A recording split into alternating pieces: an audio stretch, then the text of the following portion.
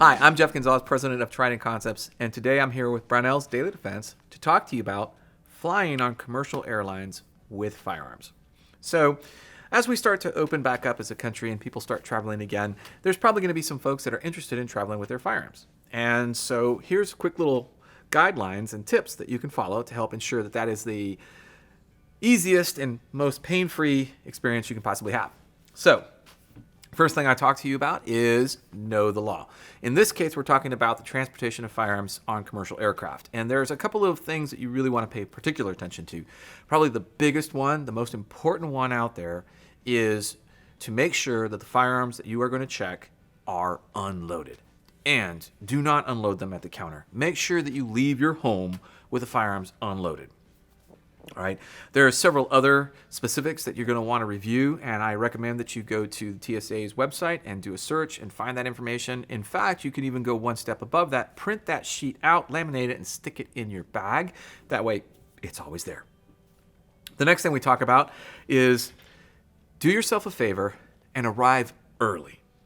Now, there was a time when trying to fly with firearms was a real hassle, and it was made complicated by a bunch of other things.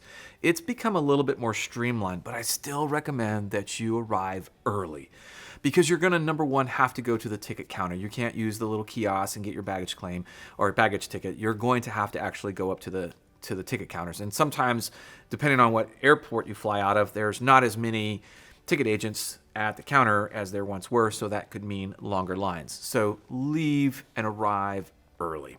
The next thing, be polite. Smile and say nice things, because most of the time you are probably going to be working with somebody that may or may not know as much about this as you do.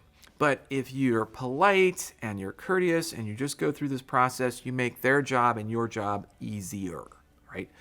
The next thing I talk about is you need to have proper storage and secure items. So when we're talking about storage, it needs to be a hard-sided container. Now, you can take a hard-sided container and secure it inside of your soft bag, as long as your soft bag can be locked. Now, when it comes to a hard-sided container, the one thing that I recommend is make sure that however you lock it is in a manner that it can't be pried open. So if you're using an external lock, so typically containers that have their own self-contained lock, you don't have to worry about this. But if you're going to use a lock, so for instance like a padlock or a combination lock, you want to make sure that you can't open up the case in any way, shape, or form. And what I mean by that is if you can open up the case, or I shouldn't say you, but if the TSA agents can open up the case, sometimes they can use that as grounds to say that this is not a safe, secure storage. All right, so again, if you're following this guidelines, you would know that before you got there and hopefully not be in that situation. The next thing is locking your hard-sided containers. So you have a couple of options. If it has its own internal lock, that's one thing, but you need to be prepared to unlock it should TSA want to inspect your items. The next thing are the locks. Yes, you can use some really industrial-grade, high-security locks, but just remember that if they can't get a hold of you, they're going to cut those locks. All right, so you may consider just using some sort of TSA lock that allows TSA with an assortment of keys to open up your lock and then visually inspect your bag and then re-secure your lock. So that is another option, and I really encourage you to have maybe at least one extra lock that you take with you. I'm not saying that TSA can damage or lose your locks, but sometimes those locks are not the most durable, and through the handling inside of the baggage system, you might find that they don't end up at your final destination. So having a spare set is not a bad idea. When it comes to transporting ammo, yes, you can transport ammo.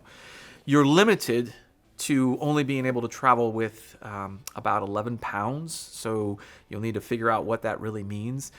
You also are limited in how you transport it. So if it's either in the ammunition box that it came in, if it's in an ammunition box designed to carry ammunition, or if it's in a magazine that is stored inside of a magazine pouch that secures or protects that top round, then you can carry them. I don't recommend that you carry loose rounds. Number one, you can't do that. But most of the time, if you're carrying them in those three things, you're going to be fine. What I don't recommend is that I don't recommend that you use the same box over and over and over again. And the reason behind that is that the box is going to get kind of beat up, and then what potentially could happen is the box can actually open up, and now you have loose rounds in your bag. So that can be an issue. The next thing is when you approach the ticket counter to speak with the airline representative, the first thing that you want to do is, after you've started the check-in process, is to inform them that you would like to declare unloaded firearms in your checked bags. I want to say that again. You want to inform them that you would like to declare unloaded firearms in your checked bags. So, typically, every airline has their own process, but most of them are going to involve you signing a declaration that says that your firearm is unloaded. And then you'll take that declaration, you'll put it inside your case, you'll lock the case, it'll go inside the baggage handling system, and bada bing, bada bang.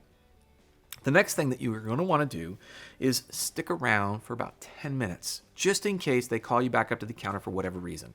So go to the bathroom, finish your coffee, and just hang out. If you don't hear anything by about 10 minutes, you're probably good to go. The last thing that I talk about is your carry-on. I would be extra careful about ensuring that your carry-on is sanitized.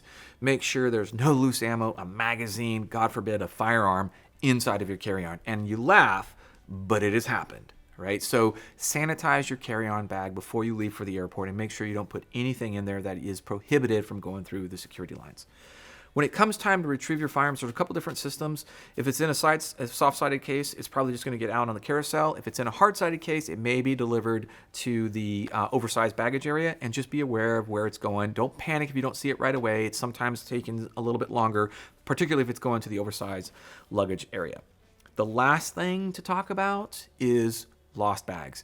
If for whatever reason your bag with a firearm was lost, go through the process with the airlines to reclaim your bag, and just notify them that it had a firearm. What it means is that you'll have to go back to the airport, show identification when they do, eventually find your luggage, and to claim your bag, you'll have to do all of that. So it's a little bit of an inconvenience, but I have lost my firearms in the airline system, I think twice, and both times they found the bag, and both times they returned it to me. So while it's unsettling, it typically has ended well for me. So if you got questions or comments, or you have other experiences, both good and bad, please feel free to share them down below. Until then, take care and stay safe.